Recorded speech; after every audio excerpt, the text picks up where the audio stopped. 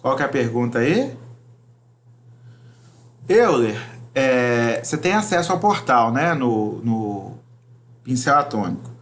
Lá no Pincel Atômico está disponível para todo mundo os links das aulas, desde quando eu comecei a dar aula aqui na primeira semana de quarentena.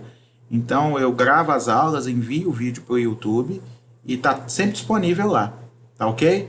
Então vou fazer diferente.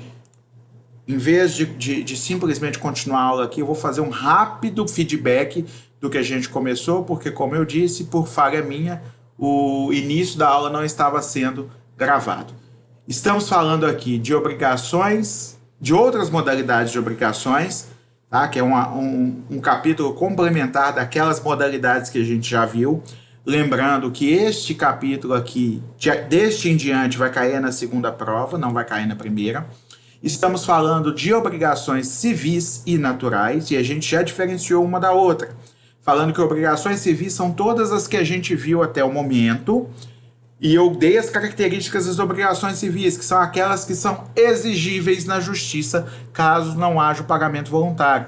Então, o credor, se não receber voluntariamente na data marcada para o pagamento do devedor, pode ir à justiça e cobrar. O contraponto dessas obrigações civis, que são todas as que a gente estudou até agora, são as obrigações naturais, que são aquelas em que há um débito, porém não há responsabilidade, o que faz com que o credor não tenha poder de exigir judicialmente o pagamento se o devedor não pagar voluntariamente, certo? Falamos aqui exatamente a diferença entre as duas. E a outra característica das obrigações naturais, além de não se poder exigir judicialmente o pagamento, é que todo pagamento feito voluntariamente pelo réu é considerado válido porque existe uma dívida. O que não existe é a responsabilidade. Então não dá para exigir judicialmente, mas se ele faz o pagamento voluntário, este pagamento é válido e pode ser retido pelo credor, não podendo o devedor pedir sua devolução judicialmente. Falamos que este efeito de poder ser retido pelo credor chama-se solute retentio, em latim. Tá? É a retenção da solução da dívida, que a solução é o nome que a gente dá ao pagamento. Tá ok? E depois foi apenas alguns conceitos, né? E a gente estava falando justamente da posição de Caio Mário, que determina que existem três gêneros na cabeça dele para definir obrigação civil, obrigação natural e obrigação apenas moral. Segundo ele, a obrigação moral ela se refere apenas à esfera íntima e moral do indivíduo, não podendo ser exigível de forma nenhuma e sequer gerando uma dívida, certo? Então a obrigação moral sequer gera dívida. A obrigação natural, ela gera uma dívida que não é exigível judicialmente. Então existe um débito que não é possível se cobrar na justiça, mas que o pagamento voluntário é válido e pode ser retido pelo credor. Já a obrigação civil, além de gerar o débito, gera-se também a responsabilidade. Responsabilidade dá ao credor o direito de cobrar e responsabilizar o devedor, que vai ser o réu numa ação, pelo pagamento da dívida. E quem vai responder por esse pagamento não é a pessoa em si do devedor, mas o seu patrimônio. Tá ok? Então é essa a posição do Caio Mário para a gente. Então, segundo ele, a obrigação civil ela tem o iuris vinculum, ou seja, o vínculo jurídico que falta à obrigação natural. Ok? Este vínculo jurídico é justamente a responsabilidade que prende. O que é vínculo? É algo que prende alguém, não é? Vincula alguém a algo ou uma coisa a outra. Então, este vínculo jurídico prende o devedor ao credor enquanto este não realiza o pagamento. Quem nunca ouviu falar, deixa eu pagar logo essa conta para eu ficar livre. Apesar de ser uma metáfora, juridicamente é plausível essa analogia, porque de fato o vínculo prende o devedor ao credor, que o devedor ele sabe que em algum momento aquele credor vai cobrar judicialmente, e no momento que isso for cobrado judicialmente, o patrimônio dele vai estar sujeito a responder por essa dívida, certo? Continuando então, e agora o pessoal que pediu o exemplo vai ser satisfeito. Os casos de obrigação natural no direito brasileiro, tá? São 2 casos de obrigação natural típica, que é aquela que está escrita no código, certo? Mas não existe proibição de ter obrigação natural atípica, que são novos tipos que não estejam no código. Então vamos falar 2 casos. O primeiro que a gente vai falar está no artigo 882, que diz o seguinte: não se pode repetir o que se pagou para solver dívida prescrita ou cumprir obrigação judicialmente inexigível. O 882 fala o seguinte: não se pode repetir, é o seguinte, você não pode pedir a devolução do dinheiro que pagou para solver ou quitar dívida prescrita ou cumprir obrigação judicialmente inexigível. Inclusive, não se revogam, por ingratidão, as doações que se fizerem em cumprimento de obrigação natural, porque esta doação se equipara a uma dação em pagamento. Ok? Revogação de doação por ingratidão é quando há alguma consequência legal pelo fato do donatário ter se mostrado ingrato ao doador.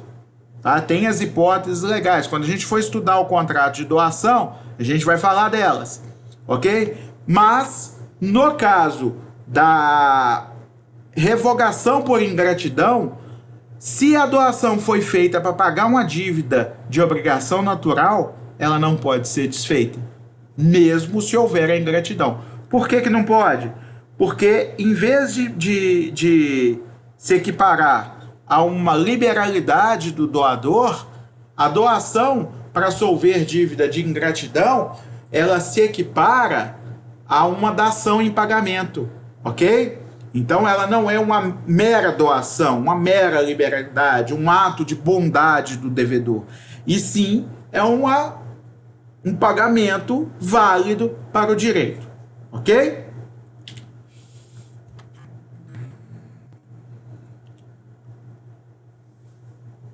Então esse é o primeiro exemplo, né? O 882.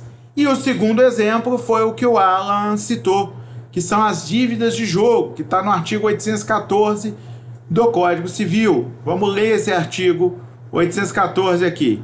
As dívidas de jogo ou de aposta não obrigam ao pagamento, mas não se pode recobrar a quantia que voluntariamente se pagou, salvo se foi ganha por dolo ou se o perdente é menor ou interdito. Então vamos partir o artigo 814 em mais de uma parte para entender. A primeira frase aí: as dívidas de jogo ou de aposta não obrigam a pagamento.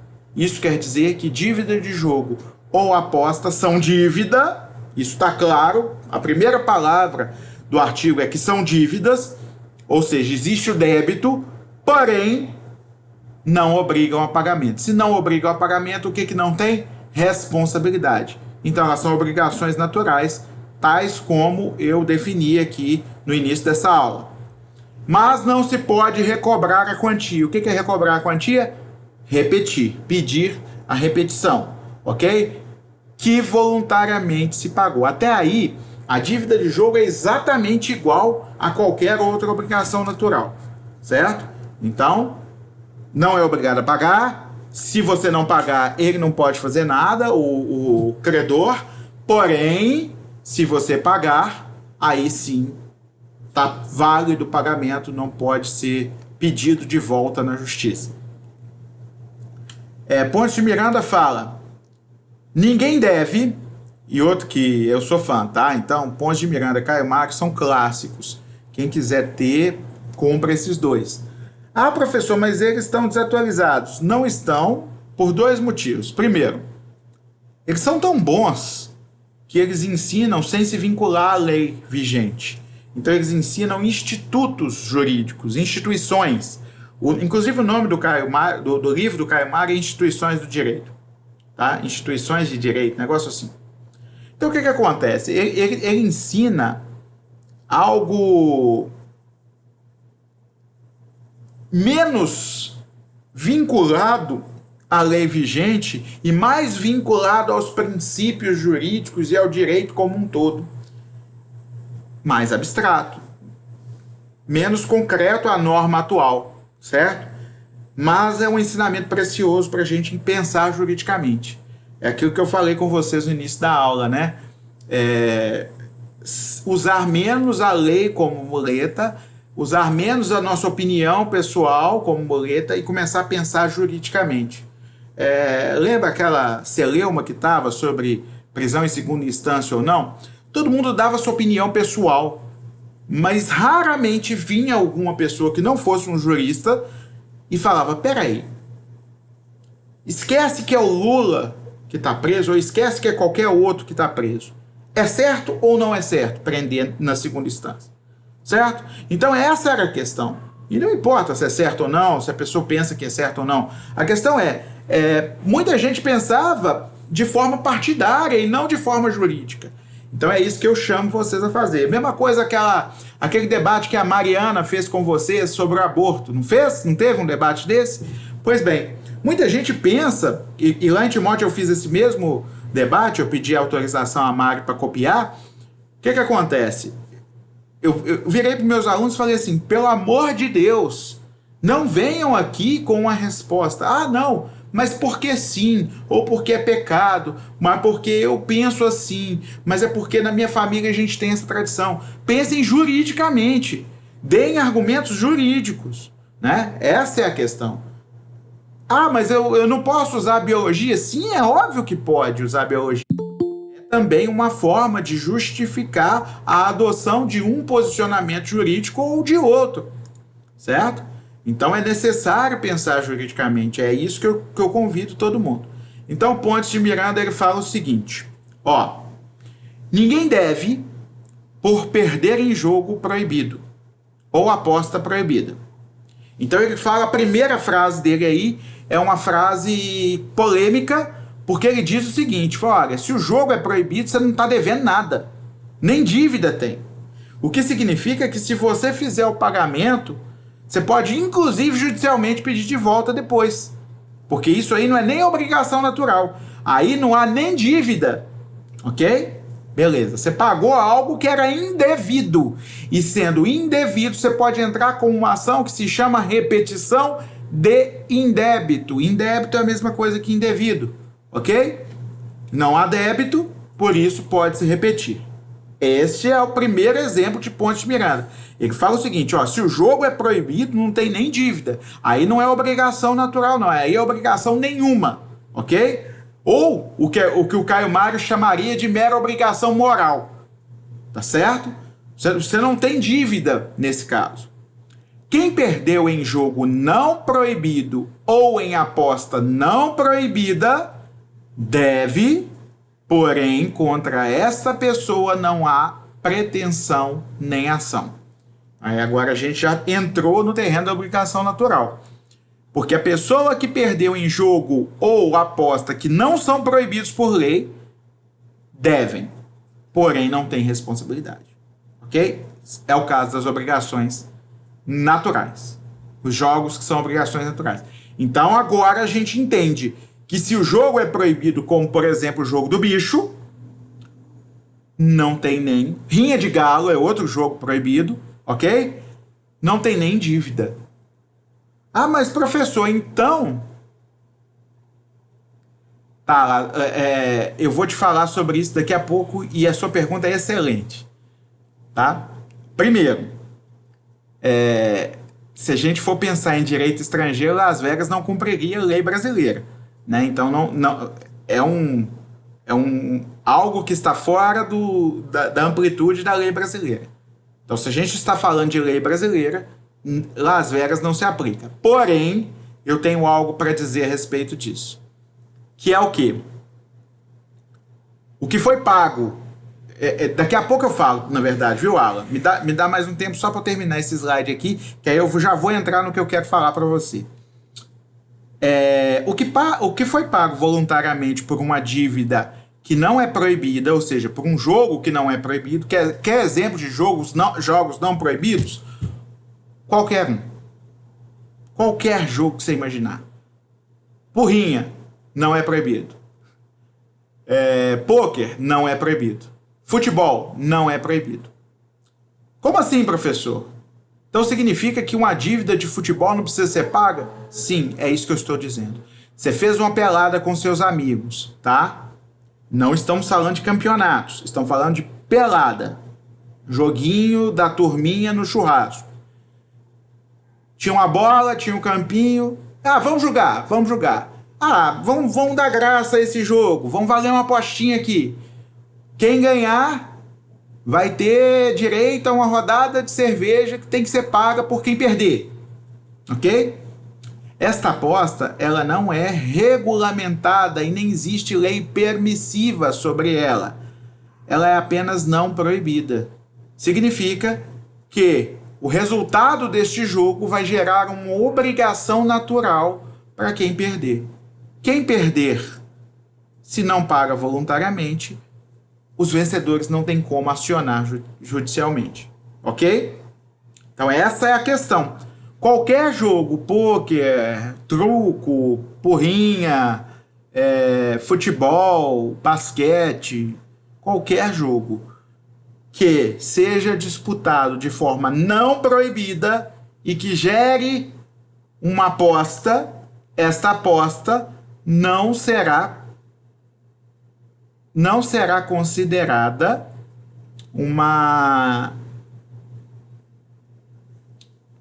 não será considerada uma obrigação civil, e sim uma obrigação natural. Sendo uma obrigação natural, paga voluntariamente ou não tem o que fazer, tá?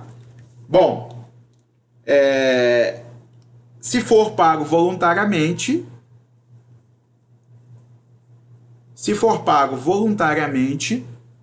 sim, como repetir o pagamento. O pagamento é válido. Ok?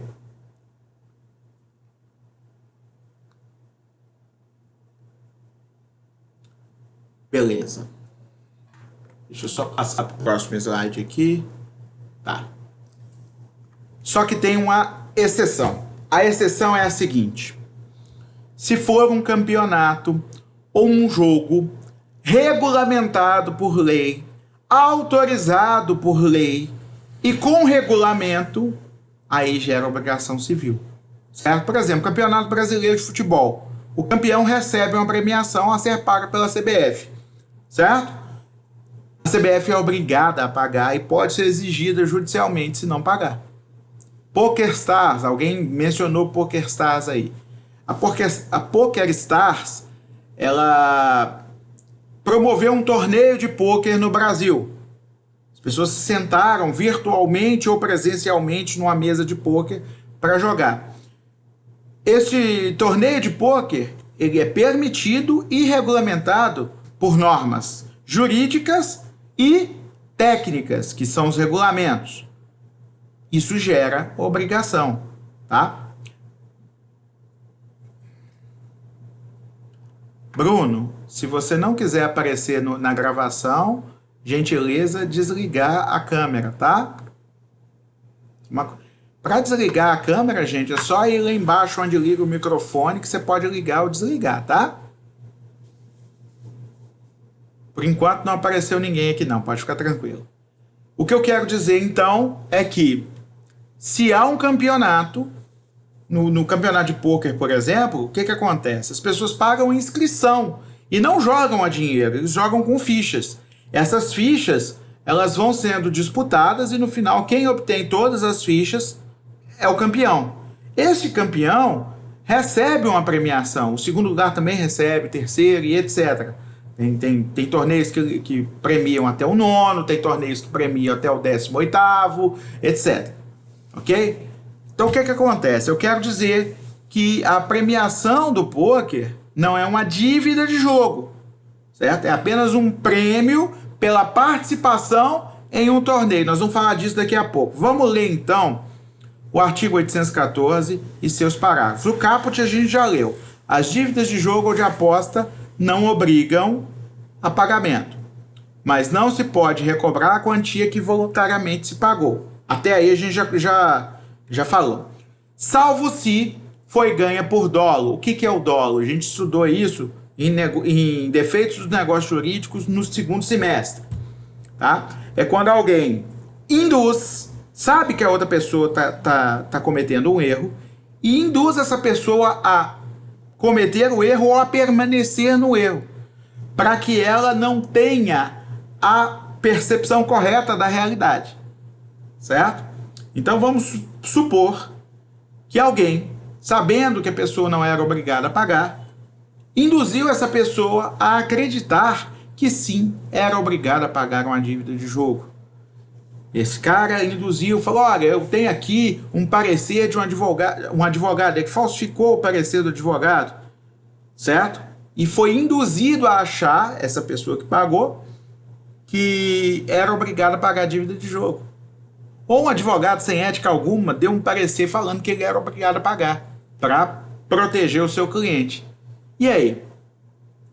E aí que se esse cara pagou porque ele foi induzido, né, a incorrer em erro, a ter uma percepção falsa da realidade, há um defeito no negócio jurídico, o pagamento pode ser anulado, pode ser exigida a repetição. Então, a ressalva do caput é essa. Salvo se foi ganha por dolo.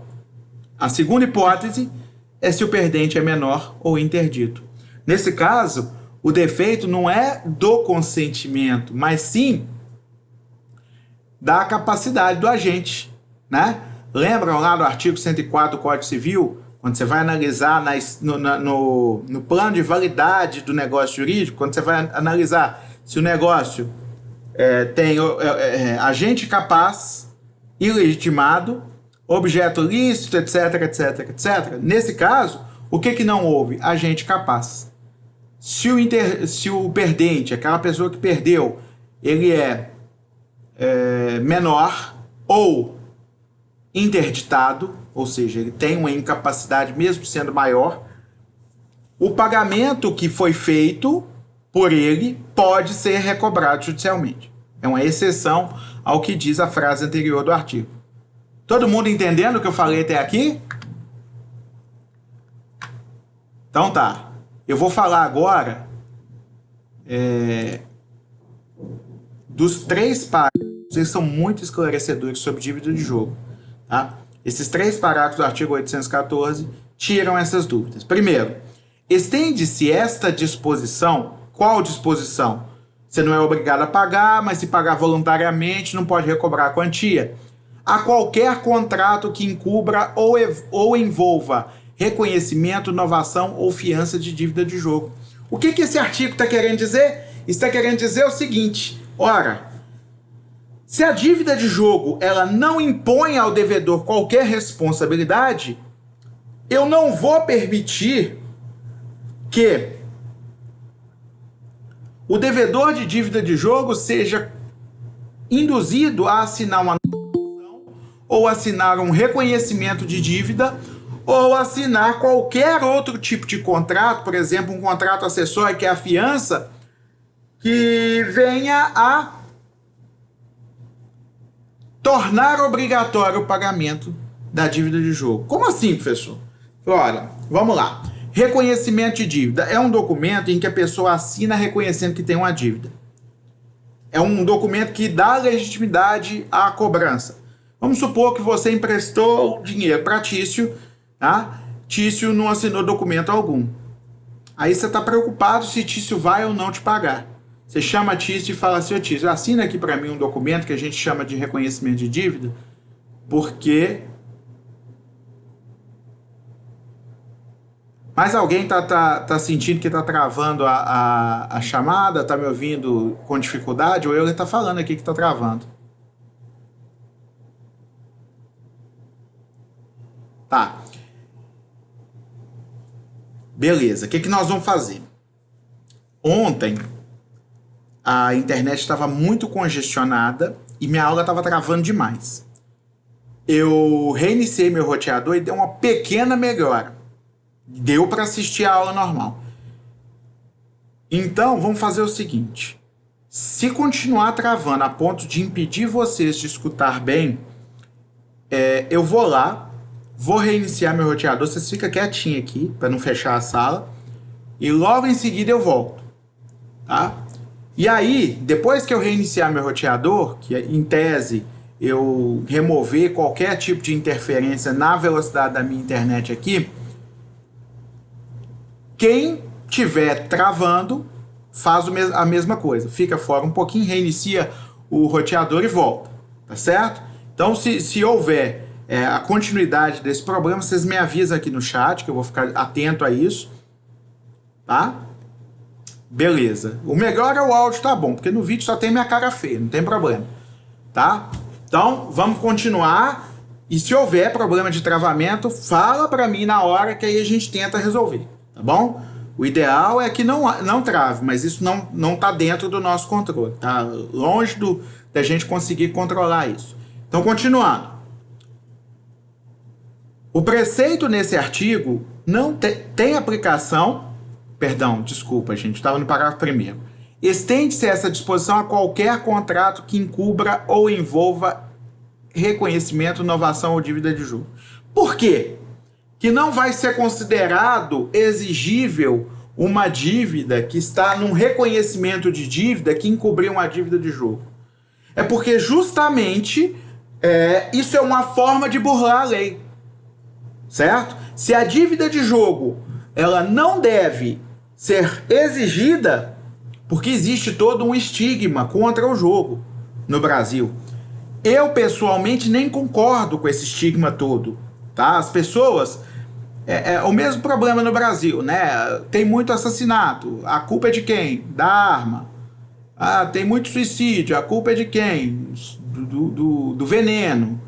Tem muito abuso de mulher, a culpa é de quem? Da cerveja. Ouvi dizer agora que estão querendo proibir a venda de álcool durante a quarentena, porque está tendo mais violência doméstica. Eu falei, é mais fácil você proibir vender álcool para 99% das pessoas que não agridem as suas companheiras do que tentar ir lá e punir esses que agridem.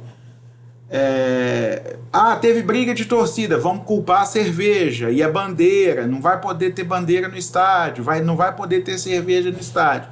Então o Brasil tem isso, né? O Brasil tem esse tipo de atitude com os problemas. Em vez de a gente resolver o problema, a gente acha um culpado e pune este culpado em vez de ir lá e tentar resolver. A mesma coisa para mim é o jogo, tá? Existem pessoas que são viciadas em jogos? Sim. Existem pessoas que perdem tudo se jogarem? Sim. Esses jogos proibidos são os jogos de azar, certo? Então eles são proibidos. E os jogos não proibidos também são vistos com desconfiança. Por exemplo, se você for falar... não, vamos fazer uma mesa de carteado aqui em casa, uma mesa de pôquer. Muitas pessoas, desconhecendo a lei que não proíbe o jogo de pôquer, vão achar que é um jogo de azar, porque o Brasil também não faz questão de esclarecer isso. Então o que acontece? Ele impõe uma lei que o jogo é proibido e fala, olha, é tão proibido que se você ficar devendo alguma coisa, você não precisa pagar. Ou melhor, você paga se você quiser. E se você não pagar, eu não vou proteger aquele que tem o crédito com você. Só que, o que acontece? Ele desprivilegia o credor pacífico e privilegia o credor violento, certo? Porque aí o que vai acontecer? O credor que é violento, que não respeita as leis, vai na casa do cara com revólver, em vez de procurar o advogado para entrar com a ação. Tá? Não estou dizendo que eu estou contra esse artigo, não. Tá? Só estou falando que isso pode gerar um problema maior. Eu, na minha opinião, o que eu faria? Eu criaria uma zona franca de jogo no Brasil, da mesma forma que é Las Vegas lá nos Estados Unidos. Tá? Pega um lugar desértico, semiárido nordestino, aquele lugar pobre mesmo, que precisa de uma revolução lá para melhorar a vida das pessoas. Cria ali uma cidade onde o jogo é permitido e aquilo ali vai virar um oásis, vai gerar emprego na região toda. Isso vai fazer com que a economia local se movimente, vai gerar um montão de imposto, vai gerar emprego pra caramba. O Alan tá falando aqui, né? A galera ia pegar empréstimo para apostar no truco. É bem provável que acontecesse. Algumas pessoas fariam isso, né? Da mesma forma que tem gente que é alcoólatra e não deveria pegar empréstimo para gastar em bebida e vai lá e faz, né? Minha opinião, tá? Em um lugar do país permitir para tornar uma zona de turismo, para aquecer a economia local e tornar aquilo lá uma Las Vegas. Las Vegas era deserto, só tinha areia e cobra naquele lugar lá. Hoje é um oásis, talvez a melhor cidade do mundo para algumas pessoas. Então, é uma questão de ponto de vista, né? Você proíbe a cerveja ou você trata quem precisa de tratamento para não abusar da cerveja? E aí, se você quiser estender isso também, a questão da maconha, é outra discussão, né? Com a maconha eu já tenho um pouco mais de reservas, mas eu às vezes penso que legalizar seria talvez a melhor opção, às vezes penso que não seria, ainda estou em cima do muro. Mas se você for pensar, o Brasil tem uma conduta de proibir, ok? Então por isso o jogo é proibido. O jogo proibido não gera nem dívida. O jogo que não é proibido gera dívida, mas não gera responsabilidade. E os contratos destinados a mascarar a obrigação natural, dívida de jogo, também serão considerados não exigíveis. Então, por exemplo, eu tenho uma dívida de jogo, tá? O meu credor chega na minha casa e fala assim: olha, assina esse reconhecimento de dívida, então já que você está ciente que me deve, assina esse reconhecimento. Eu, ingênuo, assinei. O reconhecimento de dívida é o suficiente para o cara entrar na justiça sem nem mencionar que é uma dívida de jogo. Aí, quando ele me processa, eu vou no meu advogado, o advogado fala: qual que é a natureza dessa dívida? Eu joguei poker na casa dele e fiquei devendo. Falei: então, pera aí, vou fazer a defesa aqui que é dívida de jogo. Aí o advogado dele vai falar: não, mas aqui tem um reconhecimento de dívida, não está falando que é dívida de jogo. Aí o juiz vai colher as provas, na hora que o juiz se convencer que se trata de uma dívida de jogo, ele vai aplicar o artigo 814, parágrafo 1º, para entender que aquele reconhecimento também não torna a dívida exigível. Novação, fiança, mesma coisa. Ora bolas, você não é obrigado a me pagar, eu não posso fazer nada com você, mas arruma 2 fiadores para assinar uma fiança aqui para mim. Se o acessório não tem, se o principal não tem exigibilidade, o acessório não pode ter, né? Então você não pode criar um contrato acessório com exigibilidade para um contrato principal que não possui exigibilidade, tá certo? Parágrafo 2º. O preceito contido nesse artigo tem aplicação ainda que se trate de jogo não proibido, só se excetuando os jogos e apostas legalmente permitidos. Ou seja, dívida de jogo não gera obrigação de pagar se o jogo não for proibido, tá? Mas se os jogos forem legalmente permitidos, o que é legalmente permitido? É diferente de não proibido. Não proibido é o seguinte: eu não estou regulamentando, você joga se você quiser, tá? Você aposta se você quiser, mas não vem me encher o saco depois para cobrar a dívida de jogo. É isso que que o legislador está falando aqui, tá certo? Então, jogo não proibido ou jogo proibido não tem responsabilidade. Inclusive, o Pontes de Miranda entende que se o jogo for proibido não gera nem débito, mas isso é uma opinião doutrinária, tá certo? Bom, e os jogos permitidos?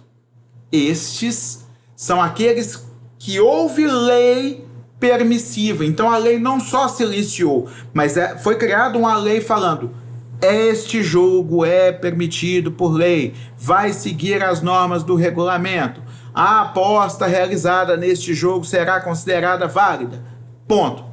Esses jogos que tiverem leis permissivas, sim, vão gerar obrigação civil e não obrigação natural. Obrigação civil pode ser exigida judicialmente. Ok? Porque é exceção ao artigo 814.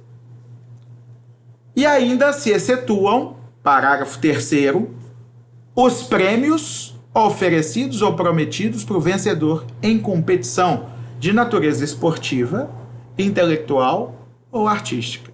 Vamos dar um exemplo. Esportiva, futebol, basquete, vôlei, pôquer, que é considerado um esporte da mente. Intelectual, concurso de redação, concurso de inovação tecnológica, etc. Tá? Qualquer tipo de concurso que envolva o intelecto, a mente. Ou artística, concurso de pintura, concurso de dança, etc. etc. Tá certo? Então, os prêmios oferecidos em concursos são absolutamente legais, permitidos por lei e não se aplicam à inexigibilidade de dívida de jogo, o que significa que são sim exigíveis qualquer prêmio de concurso que a pessoa participou. Tá? Concurso, sorteio, tudo entra. Inclusive rifa.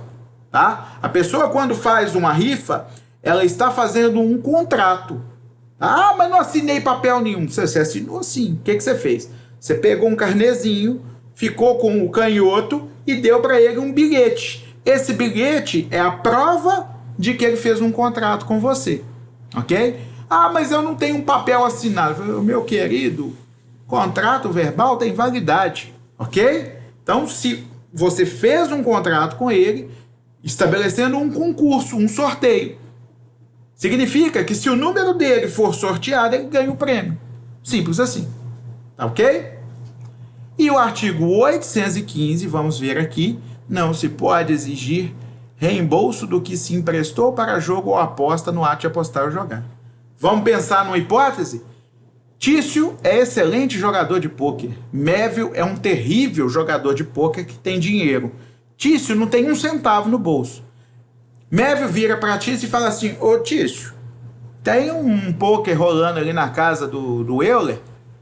Vão lá. Eu fico só servindo a cerveja e cortando a carne para servir vocês.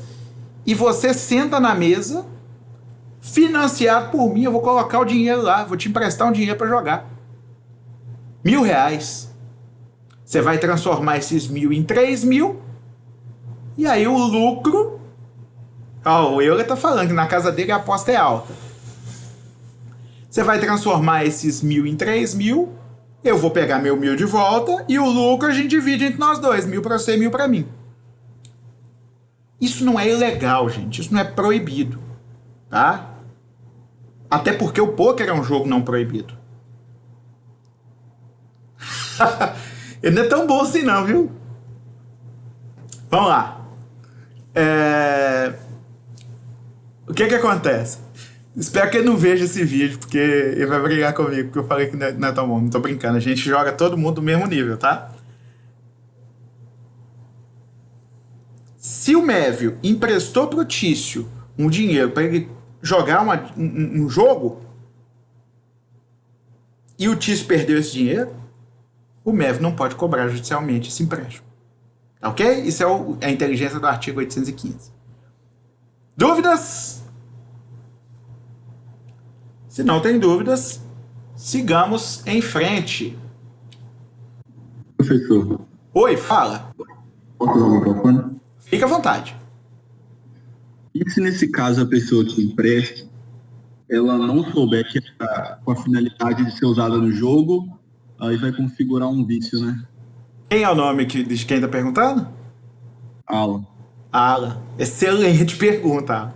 Excelente pergunta. Claro que o terceiro de boa-fé não vai ser prejudicado. Olha só o que está dizendo o artigo 815. Não se pode exigir reembolso do que se emprestou para jogo ou aposta no ato de apostar ou jogar. Porque no ato de apostar ou jogar, se você emprestou algo, você sabe que é para dívida de jogo. Agora, se você emprestou o dinheiro porque o cara foi na sua casa e buscou um dinheiro emprestado com você, você não sabe para que é, certo? Se você não sabe para que é, esse artigo não se aplica. Tá bom? Beleza. De nada. Dívidas prescritas. A gente falou bastante da dívida de jogo e falou pouco da dívida prescrita. Só mencionamos ela, né? Vamos falar delas aqui agora. O que é prescrição?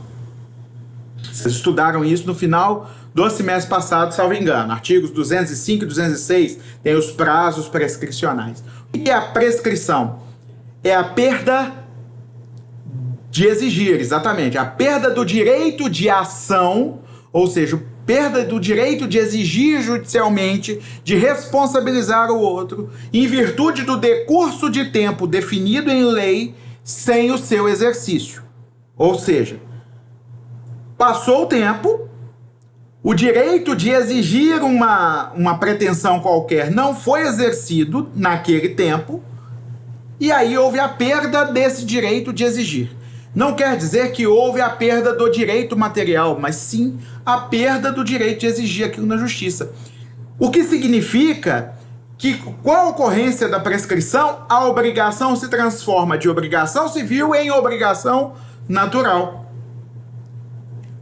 No momento em que ocorreu a prescrição, deixou de existir uma obrigação civil e passou a existir uma obrigação natural. Ok? Habilita seu microfone aí, Euler, e cita a súmula do 308 do TST, que eu não sei de cor, não. A súmula 308 fala da prescrição da criminalidade. Perita, a gente utiliza muito ela quando a gente vai fazer uma análise pericial, quando o trabalhador tem mais de 5 anos que trabalhou na empresa. Para nós que vamos fazer sem dúvida. Análise da perícia, nos últimos 5 anos da data que ele entrou com a ajuizou a ação, né? Ele teria também uma outra súmula, que não sei de qual, a penalidade. Ele teria prazo de 2 anos para entrar com a ação após demissão e conta na súmula 308 esses 2 anos. Ele foi demitido em 2018. Ele tem até, né, o mês que ele foi demitido em 2020 para fechar 2 anos para entrar. É isso mesmo. A gente vai fazer, a gente conta, começa a contar com a data que a gente deu a ação. Então joga 5 anos para trás, os 2 anos 19, 2018, no momento que ele não trabalhou, mas entra na metade da prescrição. Isso. A prescrição trabalhista funciona da seguinte forma, do jeitinho que o Euler explicou. Foi muito boa a explicação dele. Você tem direito de cobrar os 5 últimos anos, mas precisa entrar com a ação no prazo decadencial de 2 anos após a extinção do contrato de trabalho. Então, se você não entrou nesses 2 anos, você não pode cobrar nada. Perdeu o direito de qualquer direito trabalhista decaiu. Entretanto, se você conseguiu entrar dentro desses 2 anos após a extinção do contrato de trabalho, você pode cobrar os 5 últimos anos contados da data do ajuizamento da ação. Muito bom, viu, Euler? Excelente intervenção. Então, a prescrição transforma a obrigação civil em obrigação natural. Isso significa que o devedor da obrigação natural, que é a dívida prescrita, ele paga se quiser, ok? E não pagando, não pode o credor ajuizar nenhuma ação contra ele. Inclusive, atualmente pesa o entendimento de que quem cobra dívida prescrita, o juiz pode não só reconhecer de ofício a prescrição, como verificando que era ciência da parte autora da ação que a dívida estava prescrita, condená-la por litigância de má-fé, tá certo? Porque ele sabe que não pode cobrar isso judicialmente, ele sabe que judicialmente isso não tem respaldo algum, e antes a gente tinha uma malandragem, a gente entrava com a ação mesmo a dívida estando prescrita no juizado especial, e às vezes a pessoa ia na audiência sem advogado e a gente conseguia convencê-la a pagar voluntariamente, ok? Isso era malandragem de advogado. A gente ia na primeira audiência, o cara normalmente, quando a dívida é pequena, vai sem advogado, e chegava lá e falava assim, vamos resolver isso aqui e tal, vou dar um desconto pro senhor paga só o valor do cheque ou só o valor da dívida original, aí esquecia juros e esquecia a correção monetária, o cara pagava voluntariamente, estava valendo, certo? Porque o pagamento voluntário é válido, ok? E ainda usava até os argumentos apelativos. Se o senhor não pagar, o senhor não vai colocar a cabeça no travesseiro, só vai saber sempre que causou prejuízo a alguém, vamos resolver isso aqui numa boa e tal. E às vezes funcionava. Nós já recebemos várias dívidas prescritas.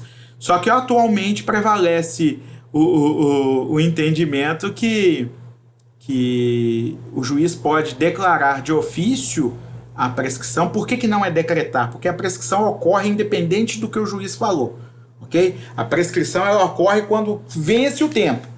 Então a sentença que reconhece a prescrição ela é declaratória. Ok? E aí, o juiz declarando, se ele percebe que houve malícia no ajuizamento da ação, ele pode condenar por litigância de má-fé. Tem gente que defende que sim, tem gente que defende que não. Que basta julgar improcedente o pedido e segue a vida.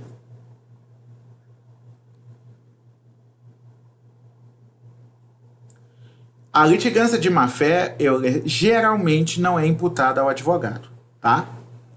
É só quando há evidências de que o advogado agiu em nome próprio e não em nome do seu cliente.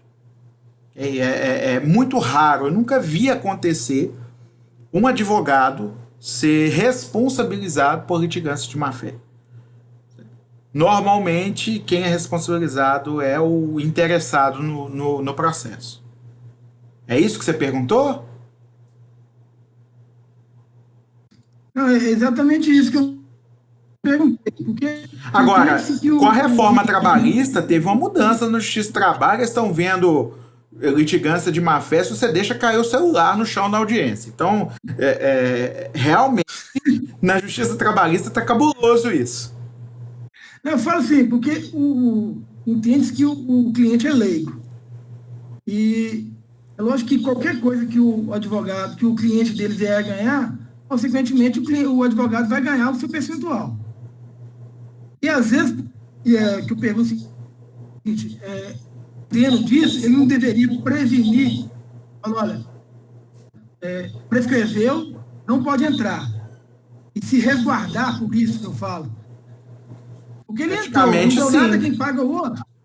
Eticamente, sim. Certo? Por ética, o advogado deveria falar com o cliente, olha, isso aqui, eu não faço esse tipo de ação no meu escritório, porque juridicamente isso não é um pedido juridicamente impossível, né? Então, é perda de tempo. Então, para nós, não tem... mas você poderia agir extrajudicialmente? Sim, meus honorários são esses, ok? Para agir extrajudicialmente. Vou ligar para ele, vou explicar para ele, falar, olha... a dívida mesmo prescrita impõe uma obrigação natural e quer não, o senhor vai continuar com isso na sua consciência. Você vai ter que usar esses argumentos morais aí que eu te falei. Você não vai dormir em paz, você vai saber que isso prejudicou alguém, ele está precisando, a empresa dele vai à falência, etc, etc. A filha dele tá sem poder ir na escola porque não pagou mensalidade, a esposa dele está esperando outro filho, etc. Você vai ter que usar esse tipo de apelação. Tem advogado que não gosta nem de fazer isso, ok? Tem advogado que não aceita esse tipo de representação para cliente.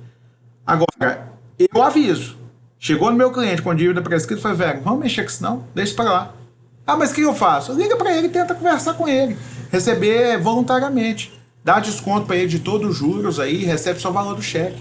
Às vezes ele paga. Às vezes ele quer ficar bem consigo mesmo, quer dormir bem, tranquilo. Saber que não tem alguém com ódio mortal dele. Entendeu?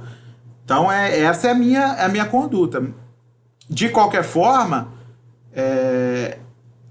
com essa mudança na legislação trabalhista, da reforma trabalhista, principalmente as reformas atuais, está acontecendo alguns casos de responsabilização do advogado. Advogados têm pedido até para clientes assinar documentos de ciência de que foram advertidos de quais eram os direitos que eles tinham e que foram desaconselhados a pedir mais coisas e que qualquer condenação de litigância de má-fé vai recair sobre eles e não sobre o advogado.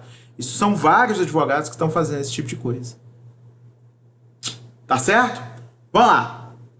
Continuando, então, dívida prescrita converte a obrigação de civil para natural. Beleza? Bom, primeiro, o Código falou de dívida prescrita e dívida de jogo. E outros tipos de obrigações naturais? Outros exemplos existem? O Código já abre a possibilidade de existir outros. Por exemplo, quando ele fala outro tipo de obrigação judicialmente exigível no artigo 882.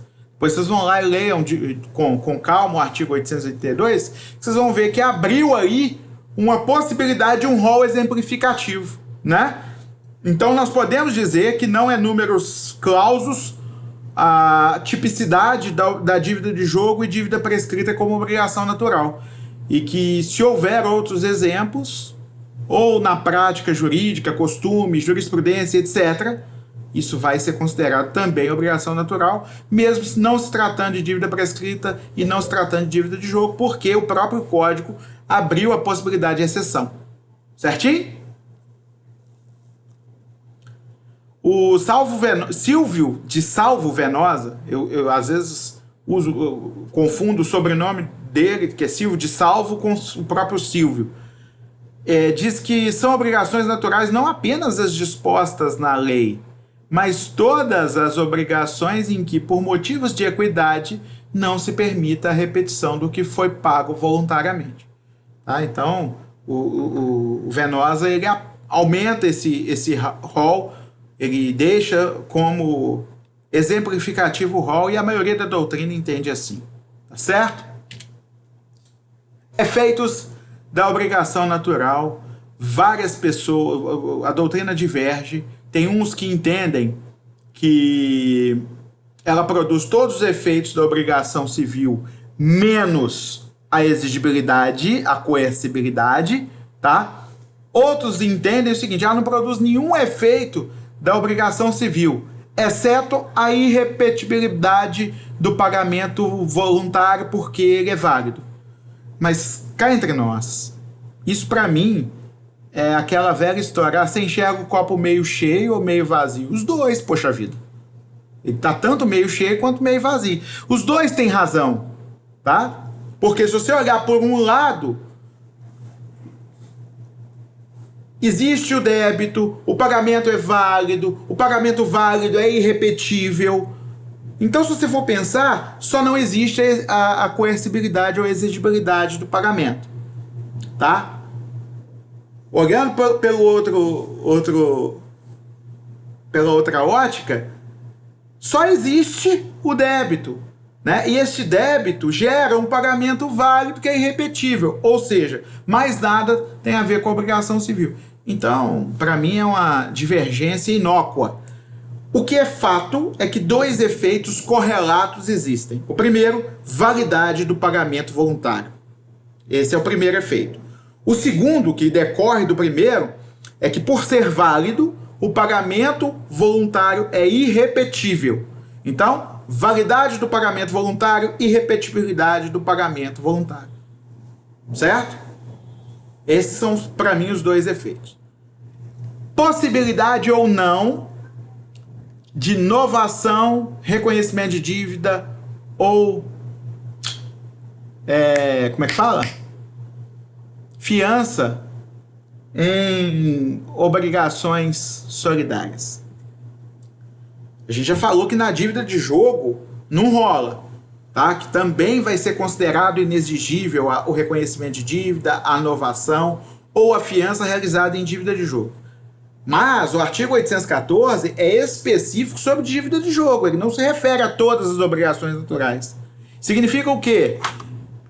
Que se eu tenho uma dívida que prescreveu, o credor me procurou, aí eu falei, não, eu estou ciente da prescrição, estou ciente que você não pode exigir, mas eu sou tão honesto, eu sou tão gente boa que eu vou assinar aqui um reconhecimento de dívida e te entregar para que você me dê aí mais 6 meses para eu te pagar isso. Daqui a 6 meses, se você não te pagar, você pode me cobrar. Vale ou não vale esse reconhecimento de dívida, que também é uma novação, né? Novação é aquele tipo de contrato que, extinguindo uma obrigação anterior, faz surgir uma obrigação nova, ok? É o que as financeiras costumam fazer com os aposentados, quando os aposentados que têm empréstimo consignado vão lá pedir para fornecer o extrato. Eles falam assim, o senhor não quer fazer outro empréstimo para acabar com esse antigo? Não. E aí o cara adquire um empréstimo maior, né? Isso é o que se chama de inovação. Vale ou não vale para obrigação natural? Perdão, gente, falei tanto de obrigações esses dias que eu estou embananando aqui. Vale ou não vale? 2 argumentos, tá?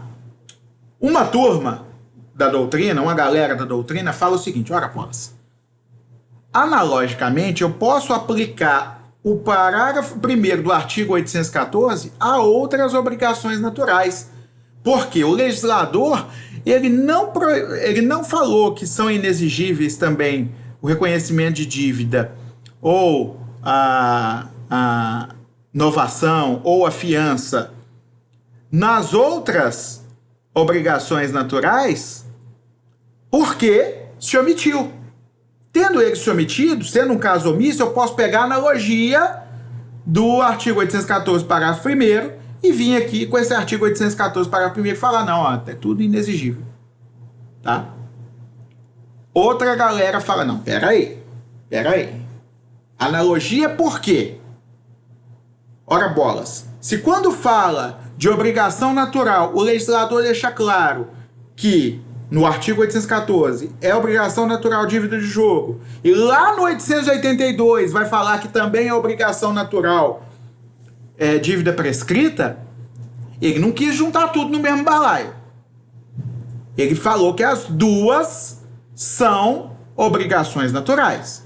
Sim, mas a restrição de considerar inexigível a novação ou reconhecimento de dívida de obrigação natural não existe, só existe da dívida de jogo. Então, se o legislador optou por separá-los no Código Civil e pegou essa restrição de que é considerado inexigível o reconhecimento de dívida ou a novação da dívida de jogo e deixou só no artigo da dívida de jogo e não fez a mesma coisa no artigo que fala da prescrição, é óbvio, é uma conclusão natural de que aquele silêncio é eloquente e não omissivo. O legislador quis dizer o seguinte, aqui pode ter inovação, aqui pode ter reconhecimento de dívida. Certo? Claro. O Alan perguntou aqui se a novação ou reconhecimento de dívida é com a anuência do devedor. É claro, a novação é justamente um novo contrato, um novo pacto, né? E o reconhecimento de dívida, o devedor é que faz, reconhecendo em favor do credor que tem uma dívida. É uma emissão unilateral de vontade. Ok? Beleza. Então a gente percebe a diferença aí entre inovação e reconhecimento de dívida é que o reconhecimento de dívida é um ato unilateral em que o devedor reconhece que deve. A novação é um novo contrato que extingue a obrigação anterior e cria uma nova. Tá? Mas vamos só entender aqui. Então, uma parte da doutrina fala, artigo 814, parágrafo 1º, aplica-se só a dívida de jogo.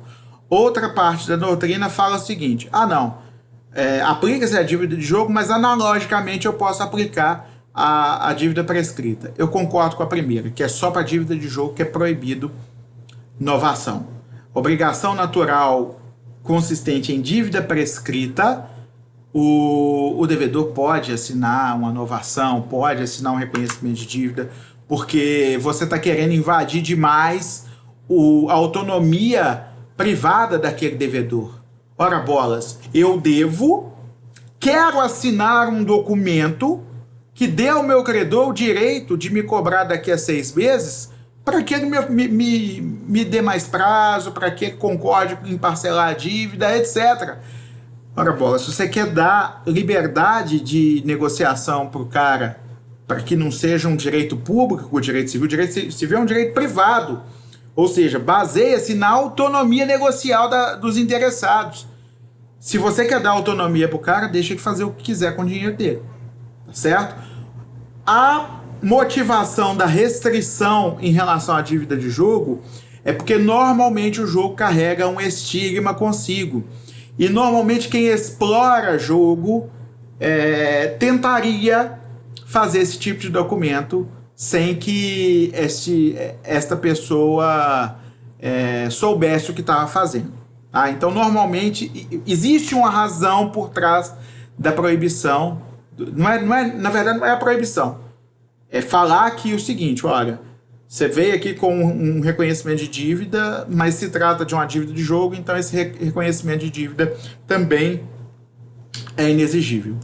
O Euler fez uma pergunta aqui, deixa eu só ver o que é. No caso de obrigação natural, o devedor não pode ser forçado a pagar. Caso pague, o credor não pode ser forçado a devolver? Exatamente. Exatamente. Tá?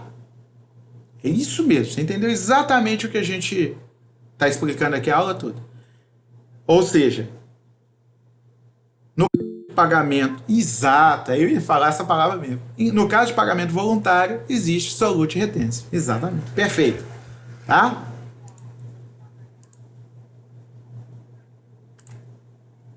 E compensação? A gente falou que existe uma divergência doutrinária na possibilidade de validade da novação ou validade do reconhecimento de dívida em qualquer obrigação natural, e não só inexigíveis em relação à dívida de jogo. É isso que a gente estava discutindo no anterior. Eu falei que tinha uma galera que falava, olha, se não pode para dívida de jogo, não pode para obrigação natural nenhuma. E tem outra galera que fala assim, não, se o legislador falou que é inexigível só no caso da dívida de jogo, nas outras obrigações naturais não tem proibição nenhuma, pode fazer reconhecimento de dívida que será válido. Tá? E a compensação? Com relação à compensação, não existe possibilidade. Eu vou falar por quê. O que é a compensação? Tício deve a Mévio R$1.000. Essa dívida é exigível. Porém, Mévio deve a Tício R$900. Ok? E essa dívida também é exigível. Aí quando o Tício é cobrado por Mévio dos R$900, Tício fala em sua defesa o seguinte, não, peraí, eu não devo nada a ele não, ele é que me deve R$100. Há uma compensação das duas dívidas, e aí Tício é que vai ter que pagar para Mévio R$100. É isso. Tá? Ou eu me confundi aí, mas vocês entenderam. Compensa um crédito com o outro. Se os dois são exigíveis. Agora, vamos supor que eu devesse a Euler R$500. Não devo não, tá, Euler? Só exemplo. E Euler me devesse 450. Tá certo? Mas tá gravado também que eu não devo não, que eu falei que eu não devo não. Aí Euler veio me cobrar os 500. Eu falei, Euler, você me deve 450, então toma aqui uma onça pitada. Paguei só os 50. Tá perfeito. Desde que as duas dívidas sejam exigíveis. Por quê? Porque se eu não posso cobrar os 450 de Euler e ele pode me cobrar os 500, eu não tenho o que fazer. Eu não posso alegar que ele me deve 450, porque a dívida é inexigível. E sendo uma das dívidas obrigação natural inexigível, impossível requerer que seja compensado uma coisa com a outra. Da mesma forma, se as duas dívidas fossem inexigíveis, não ia vir nem conversa de compensação, porque o juiz não ia nem querer conhecer das duas pretensões. Certo? Então, neste caso, impossível a compensação envolvendo obrigação natural, porque precisa ser exigível para poder falar em compensação. Tá ok? Da mesma forma que obrigação natural nenhuma vai comportar fiança, e eu já falei o motivo quando eu falei da fiança lá no na dívida de jogo. Se a obrigação principal é inexigível, você não pode colocar outra pessoa para pagá-la, porque ela é inexigível, né? Então, a fiança não constitui um contrato acessório de garantia em que outra pessoa vai ser obrigada a pagar se o devedor principal não pagar. Ora, bola, se o devedor principal não pode ser obrigado a pagar, o fiador vai poder ser obrigado? Jamais, porque o acessório segue sempre o principal. E a natureza jurídica do principal, ela permeia, ela contamina o acessório. Então, se o principal for considerado nulo, vai ser anulado o acessório também. E se o principal for considerado inexigível, o acessório também seria inexigível. Então, não há que se falar em fiança. Ok? Então, terminamos de falar obrigação civil, obrigação natural. Se alguém tiver dúvida, faz agora ou anota aí para fazer no final da aula, que eu vou abrir novo espaço para tirar dúvida.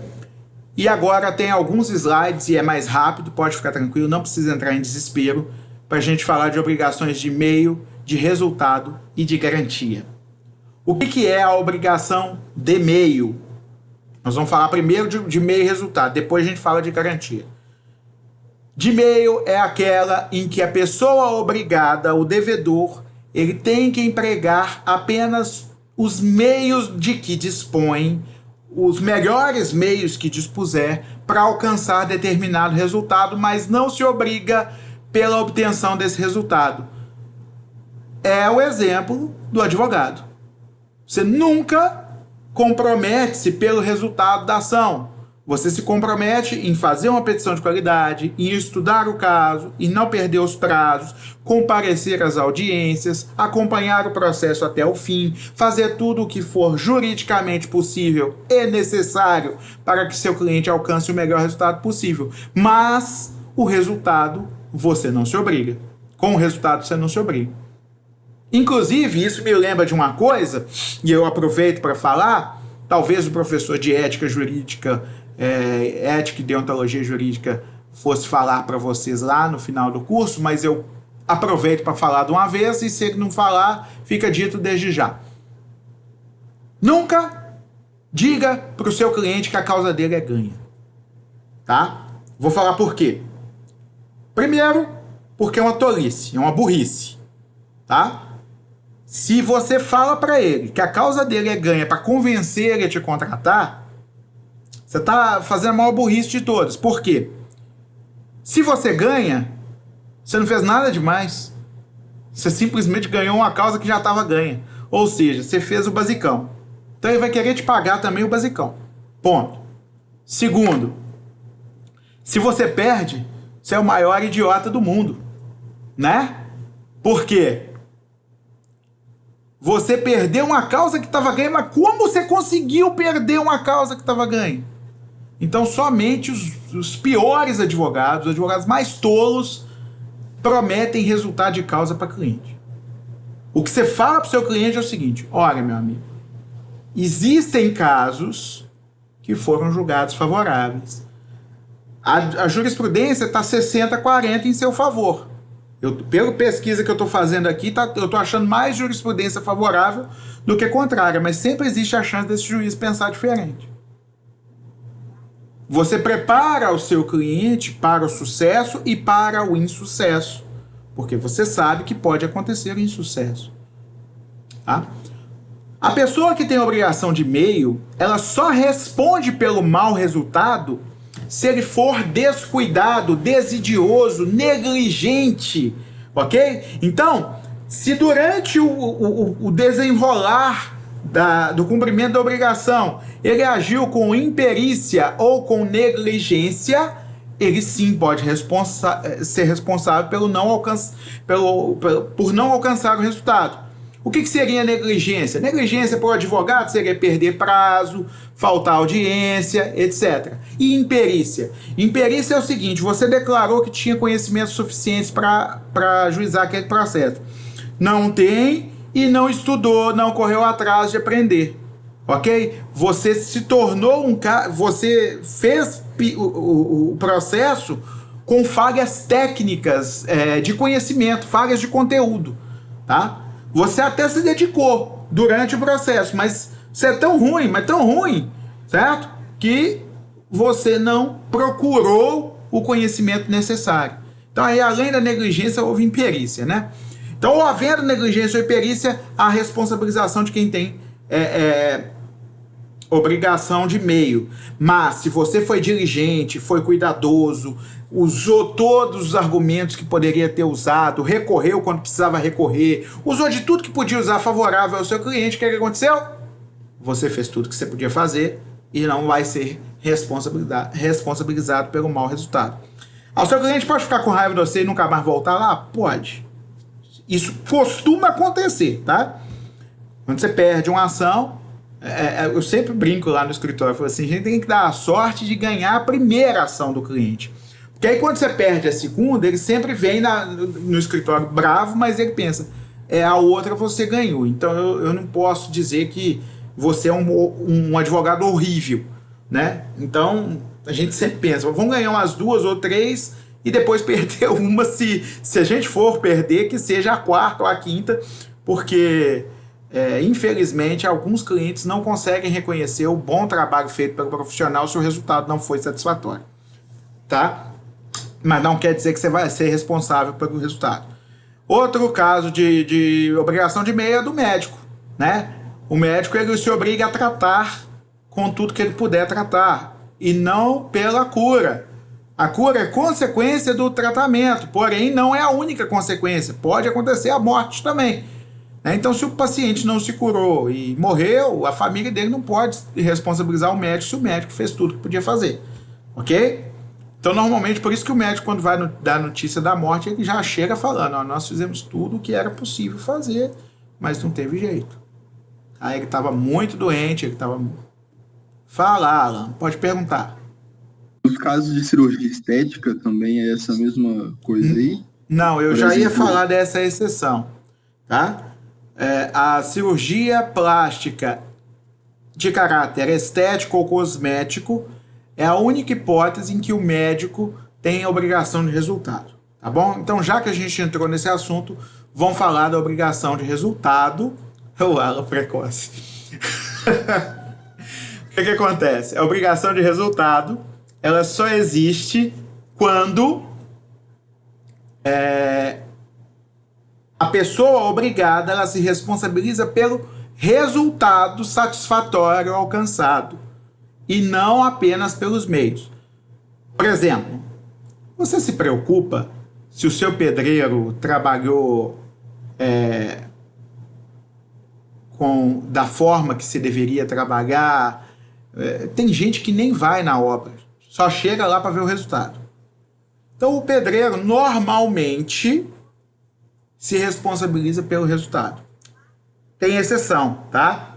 O pedreiro que trabalha por dia de serviço, ele está sendo contratado para trabalhar um dia. Então o resultado para ele é trabalhar o dia inteiro, não é o resultado alcançado pela obrigação. Então o pedreiro que é remunerado pelo dia de serviço, que é contratado por dia, ele não se obriga pelo resultado, ele se obriga por trabalhar de forma diligente todas as horas daquele dia. O resultado talvez vai ser alcançado por outra pessoa lá na frente. Ele só tem que trabalhar cumprindo as ordens, né, obviamente, fazendo o que tem que ser feito, mas ele trabalha... mas o mau resultado pode onerá-lo? Pode. Tá? Nesse caso, há um misto de obrigação de meio e de resultado. Mas, a princípio, aquele pedreiro que está trabalhando por dia, ele só trabalha obrigado a trabalhar aquele dia da melhor forma que ele puder. O resultado final da obra não cabe a ele ser responsabilizado ou não. O empreiteiro não tem dúvida nenhuma. É obrigação de resultado. Você, inclusive, nem determina como vai ser feito, quanto tempo vai gastar normalmente. Isso normalmente são cláusulas secundárias do contrato. E o que importa mesmo é o resultado final, a casa pronta. Ok? Então o empreiteiro tem obrigação de resultado, não tem dúvida. O transportador que se obriga a levar o passageiro são e salvo até o destino final, ele tem obrigação de resultado, tá? Ele não tem só a obrigação de colocar o cara do ônibus e tocar o ônibus lá para o lugar, ele tem a obrigação de entregar o cara seguro lá, certo? E além disso, o exemplo que o Alan tocou aí no assunto, que é o do cirurgião plástico que tem, no caso, a atuação em procedimento de estética e cosmética, exclusivamente estético ou cosmético. Por quê? Nesse caso, o paciente não está doente, não está correndo risco de vida, certo?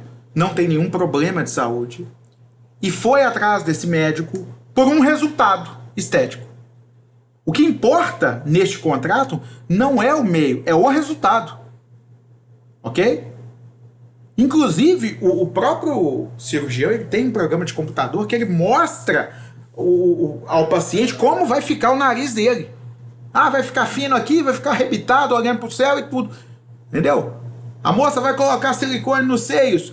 O médico coloca lá na imagem como vai ficar o seio dela. Mostra para ela o silicone, ó, isso aqui vai ficar desse jeito.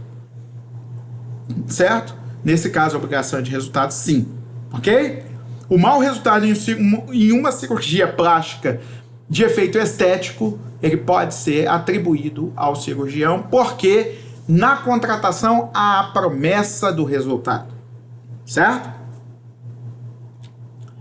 Bom, a distinção entre uma e outra modalidade, eu peço até desculpas por esse slide aqui, que eu não destaquei nada, acabei me esquecendo de destacar, isso torna mais difícil a gente ler, mas tudo bem. A distinção é justamente em relação aos efeitos do inadimplemento, né? Para ser inadimplente numa obrigação de meio, como eu disse, o devedor ele tem que ter agido com negligência ou com desídia. Ao passo que para ser inadimplente numa obrigação de resultado, basta que não seja alcançado o resultado almejado. Verifiquem que na obrigação de resultado, a possibilidade de se atribuir culpa ao devedor é muito maior, né?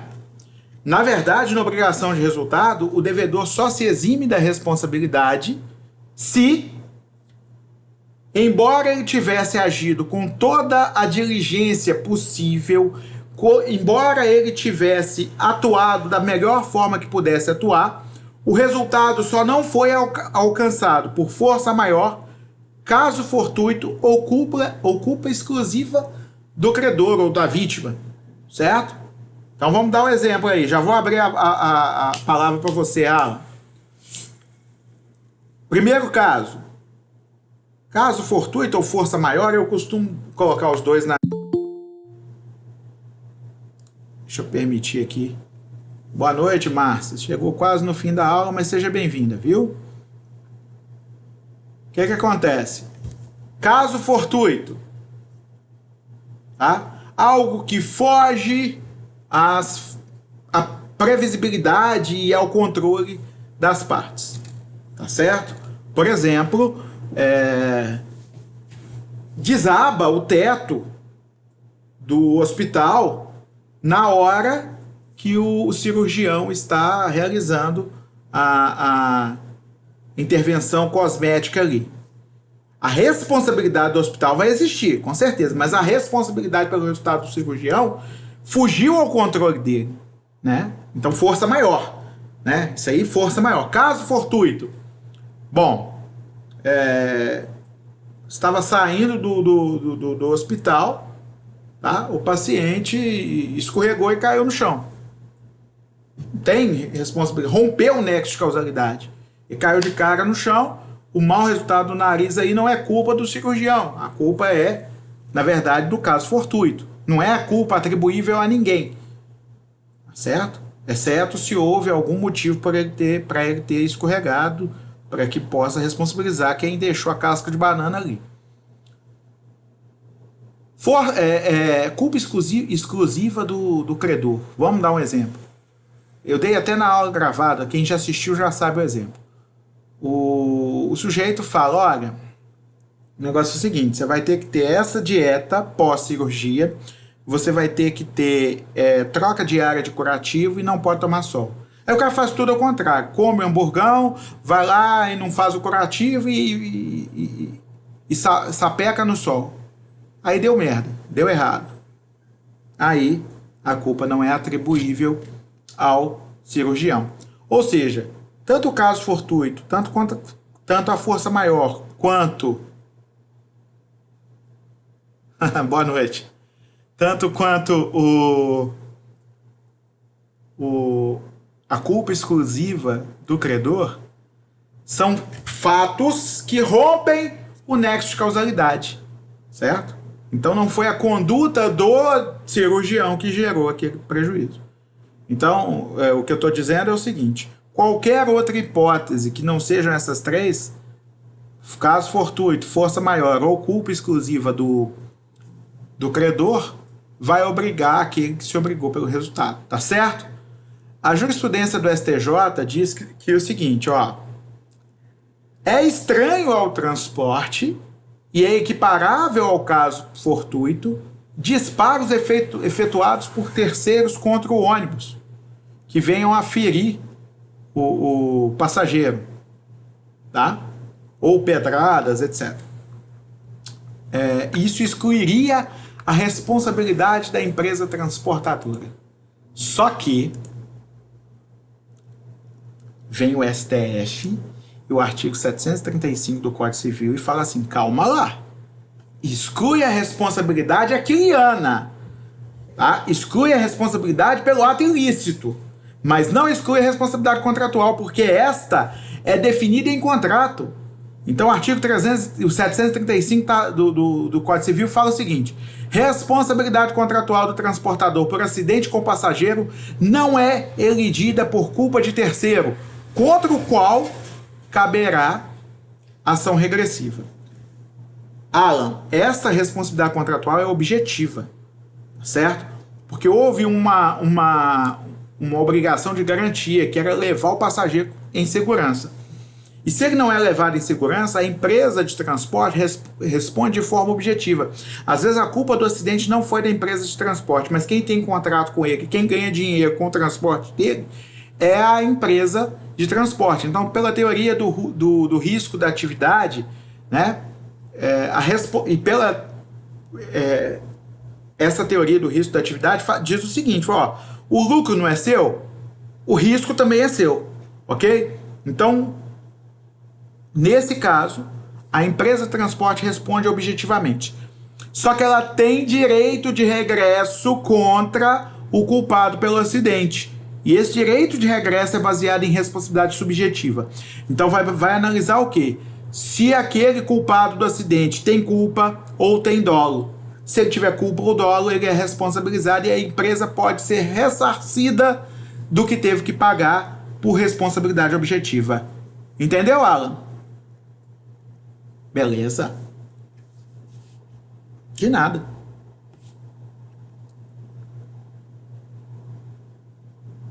Fala, pode perguntar outra dúvida.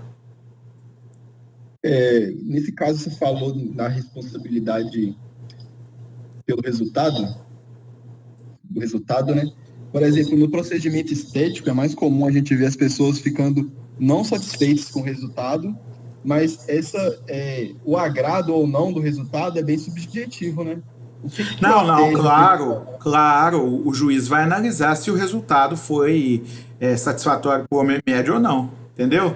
Porque tem isso também, né? Às vezes a pessoa, não, eu queria isso aqui meio milímetro mais para a esquerda. Aí, se não for razoável o requerimento dela, o juiz vai entender que não houve dano, entendeu? Aí o que afasta não é a culpa do médico, não é a responsabilidade do médico pelo resultado, e sim o dano, né? Se não houve dano, se o juiz entendeu, não, peraí, não teve dano, isso aqui foi o que foi prometido, tá? Não teve nada, né? Eu tive um caso no meu escritório em que uma cliente tem uma clínica de estética, certo? Essa clínica de estética, ela realizou um procedimento a laser para tirar varizes e precisaria de mais sessões, e um advogado, inclusive, foi a paciente E ela ficou insatisfeita com a primeira sessão. Falou, não gostei do resultado. Não, peraí, mas não deu resultado, sim. Mas ainda precisa de mais sessões. Eu queria defender esse ponto de vista. Só que aí, eu virei para minha cliente e falei assim, você quer saber? Vamos fazer o seguinte, vamos oferecer a devolução do dinheiro dela, que ela pagou pela primeira sessão, com correção monetária e juros, para terminar com essa ação, porque dano moral ela não teve, porque realmente não causou nada a ela. Ela só ficou do mesmo jeito que ela estava.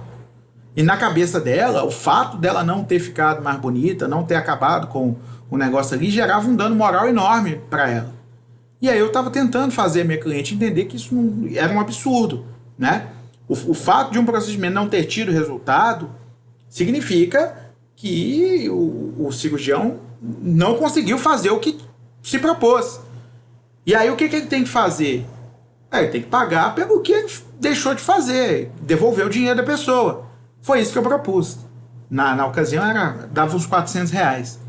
Cheguei na audiência, fiz a proposta dos 400. Se a gente perdesse no final, a gente ia perder os 400, mas a outra parte não aceitou. Aí eu argumentei, falei, olha, se a gente perder na sentença, o valor da condenação vai ser os 400. Então eu já estou te oferecendo ganho de causa aqui. O que você vai ganhar na sentença é isso mesmo. Ela, não aceita, eu quero dano moral, não sei o quê. Aí eu perguntei, você tem uma contraproposta? Pensei, vai pedir R$100 a mais? Para não ter dor de cabeça, a gente aceita. Não, pediu 2.000. Minha cliente pegou e fechou na mesma hora, sem eu poder falar que era um absurdo. Certo? Aí eu até falei com minha cliente, falei, desse jeito você não precisa de advogado, vem sozinha que você mesmo resolve, ué.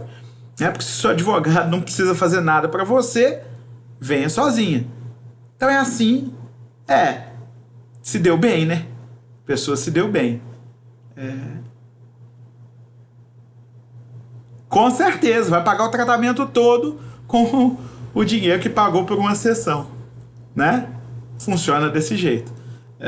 Isso a pessoa não confia no próprio advogado, não queria estar ali, não quer lutar pelo seu direito, não se preocupa. E aí o que eu consegui arrumar ali para ela foi o compromisso de não poder, uma obrigação de não fazer, né?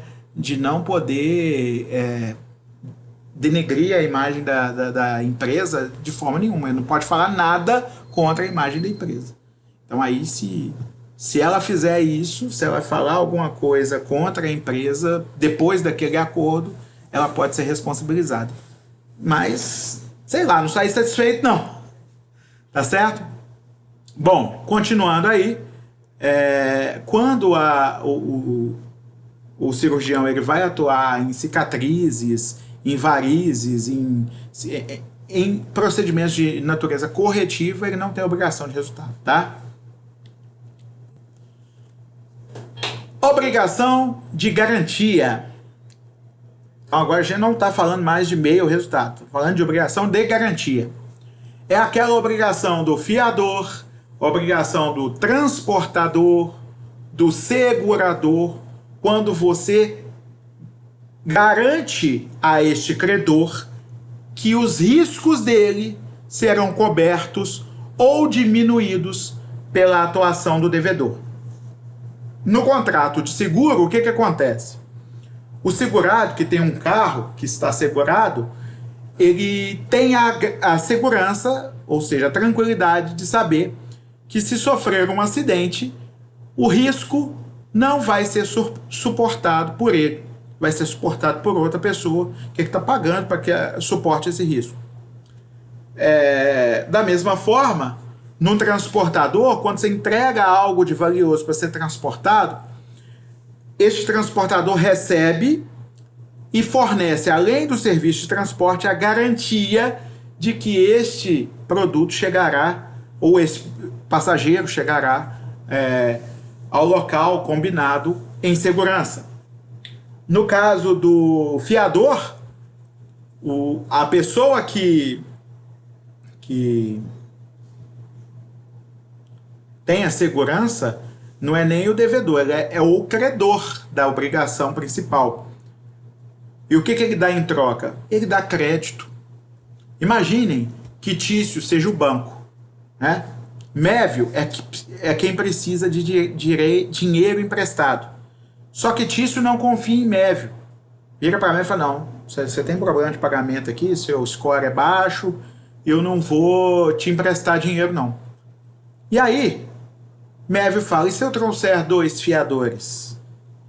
Depende de quem são os fiadores. Ah, são Caio e Tibúrcio. Não, pera aí. Caio tem um score altíssimo aqui no banco, tem um nome limpo, Tibúrcio também. E nesses 2 eu confio. Então, se você trouxer os 2 para serem seus fiadores, eu empresto dinheiro para você. Então, observe que ao levar fiadores, o Mévio lucrou.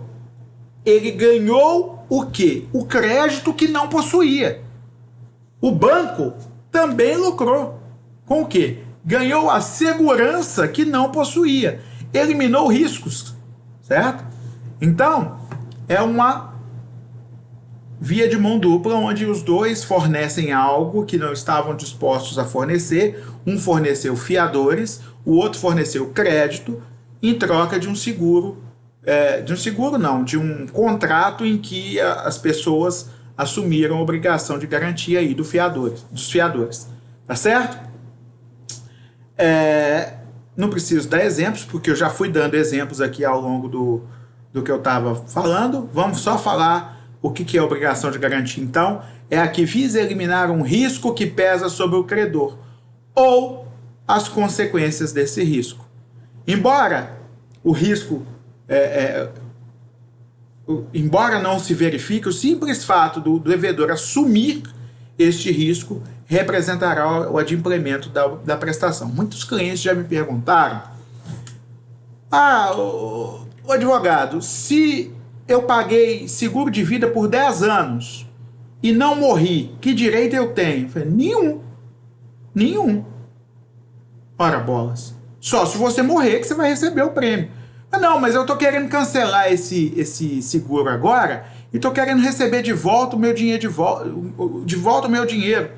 Eu falei, mas você não tem dinheiro não, filho. Você pagou pela segurança de que se você morresse neste período em que estava vigente o seu contrato, você teria o pagamento. Condição resolutiva, né? Na verdade, se você morre, você recebe o pagamento. Não, é suspensivo. Isso mesmo. Pensando, não morreu. Expirou o contrato pelo termo. Termo final é o período de vigência do contrato. Acabou o contrato pela ocorrência do termo final. Nada há a se pagar, a ninguém. Ok? Então chegou lá no momento derradeiro da sua vida. Você ficou 6 meses sem pagar o seguro de vida, o contrato foi cancelado pela falta de pagamento. Perdeu. Morreu depois do final do contrato, perdeu. Não vai ter direito nenhum.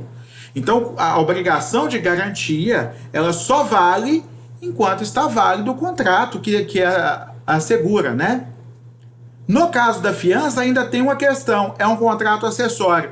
E o acessório segue o principal. O que significa que se for anulada a obrigação principal, anulada vai estar a fiança. Ok?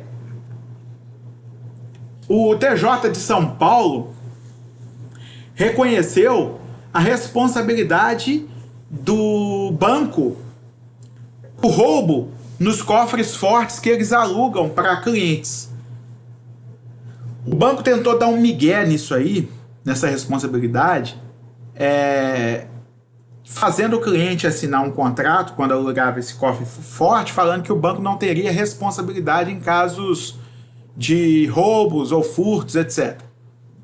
Óbvio que isso é cláusula não escrita, né, gente? Foi considerado uma cláusula não escrita porque ela é contrária à própria substância do contrato de garantia, que é o de eliminação de riscos, né? Se você quisesse correr risco de que as pedras preciosas da sua família fossem furtadas ou roubadas, você deixaria elas em casa, você não levaria elas para o banco, ok? Então, e olha que quando elas estão no banco, a chance de ocorrer um assalto naquele banco é grande, porque bancos são estabelecimentos visados por ladrões. O que significa que se não houvesse a garantia nesse contrato bancário de locação de cofre, você jamais contrataria com eles, certo? Você não ia pagar para o cara guardar para você um troço se esse troço sumir de lá, o cara não responde, certo? Então, é bom que se diga que pelo banco vender cofres de segurança e segurança importarem em garantia de eliminação de risco ou de diminuição de risco, o banco responde pelo dinheiro que for, ou pelo dinheiro ou pelos bens que forem furtados. Certinho? Pessoal, vou até interromper a apresentação aqui agora para a gente poder ficar.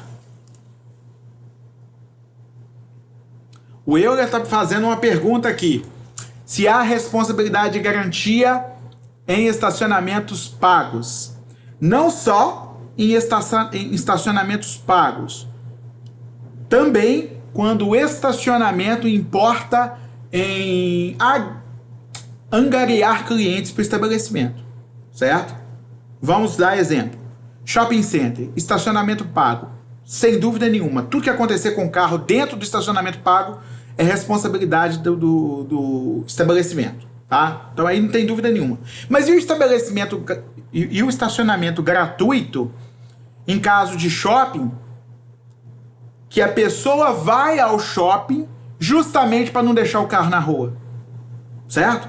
Ou seja, todo mundo sabe que produto comprado em shopping normalmente é mais caro, certo? Por que você compra no shopping? Porque lá você tem toda uma série de vantagens que te leva a adquirir produtos lá, mais caro, certo? E o estacionamento é uma dessas formas de se atrair cliente. Ora, eu prefiro ir ao shopping porque lá eu sei que eu vou achar uma vaga para parar meu carro perto de onde eu quero. Se eu for no centro de Patinga, corre o risco de eu parar 6 ruas depois. Tá? Em caso de cobrança de faixa azul, certo?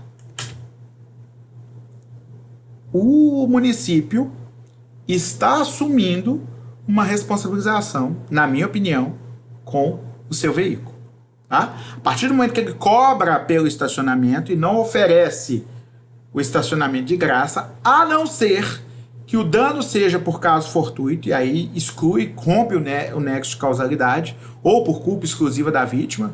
Tá? Por exemplo, está acontecendo uma obra, né?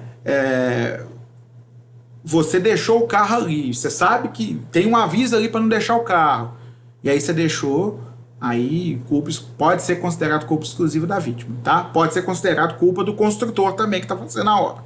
Agora, aí eu acho que rompe o nexo de causalidade do município, tá?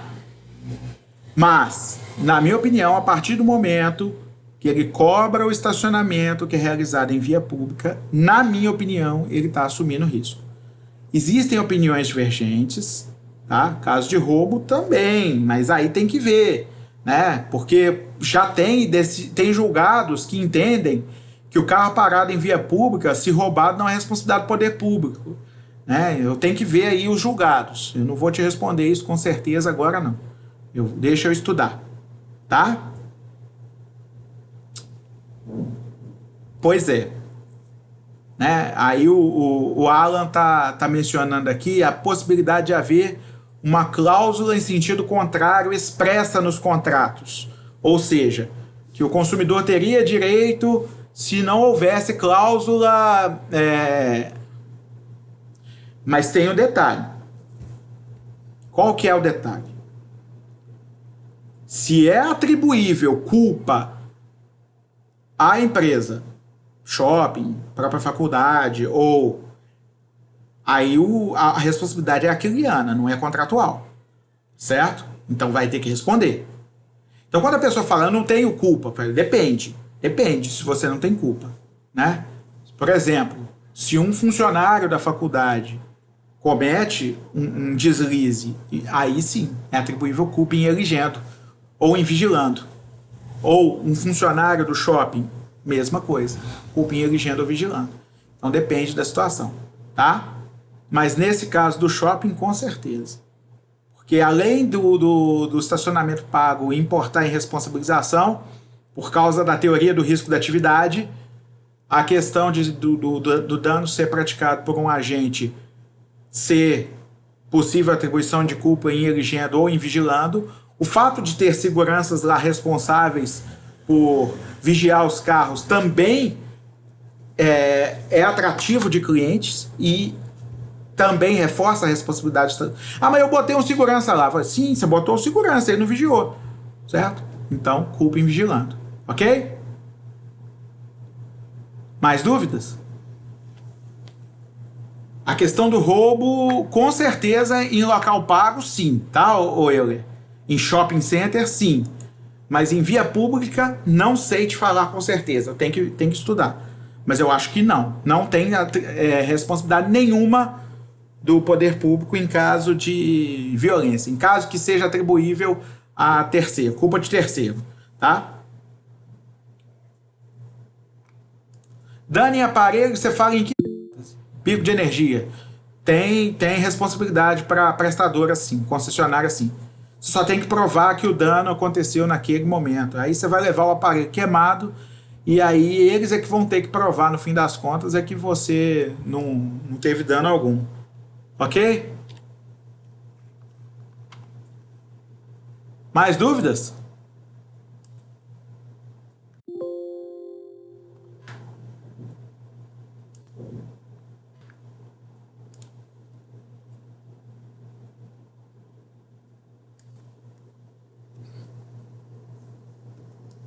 Bom, quem está vindo pela primeira vez à aula, tá? Ao vivo aqui,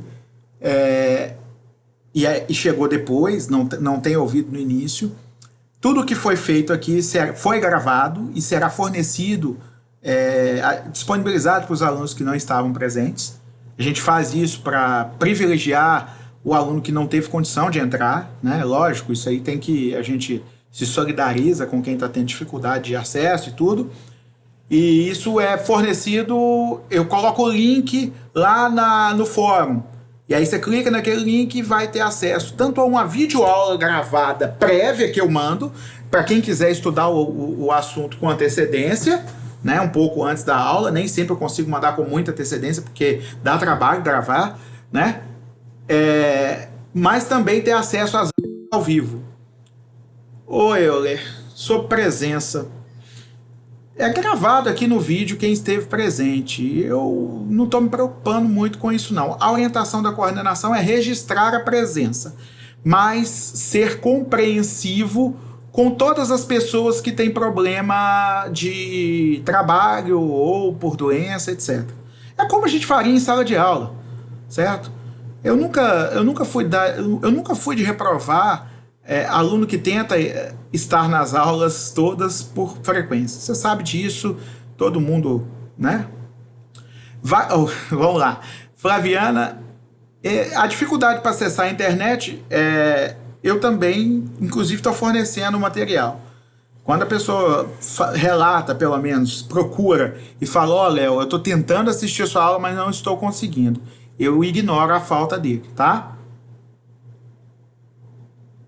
Entendido?